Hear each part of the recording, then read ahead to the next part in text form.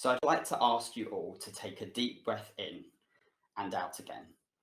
Now, this is something that we can sometimes take for granted, but many people who have a disease called chronic obstructive pulmonary disease, or COPD, aren't able to take this deep breath in. So my PhD has focused on one particular white blood cell known as a neutrophil. Now, usually these cells are really important in protecting us from disease and bacteria. They are really important in the immune system. But it's thought that actually in COPD, these cells, rather than being protective, can actually become damaging. And they might be responsible for causing some lung damage, such as emphysema that you can see on the slide. Now, currently, we have no cure for COPD. The best we can do is just alleviate these symptoms in patients. But what if we could find out what these cells were doing, what was wrong with them, and correct it? It might mean that these people don't have to suffer with COPD. And that's what I've been trying to do during my PhD. With the help of patients from the Queen Elizabeth Hospital, I take blood and isolate these cells and look closely at the surface. Now, from doing this, they can give us some clues as to how these cells behave.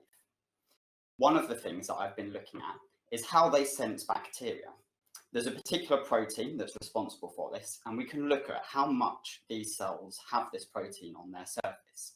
So as you can see from the graph, when we take some people who don't have COPD and we look at their cells, they actually have quite a high level of this protein on the surface.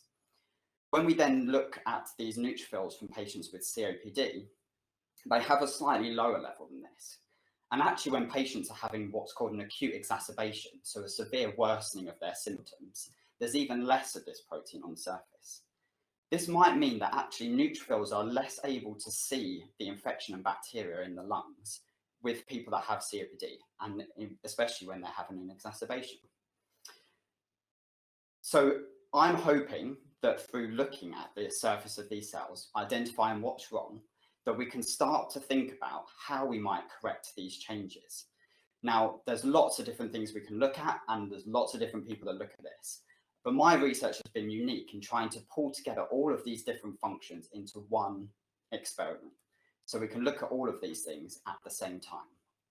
So imagine that we were able to find out what was wrong, and then we could correct this behavior in these cell types. It would mean that people with COPD could do exactly what we did at the beginning, take a deep breath in and out again. Thank you.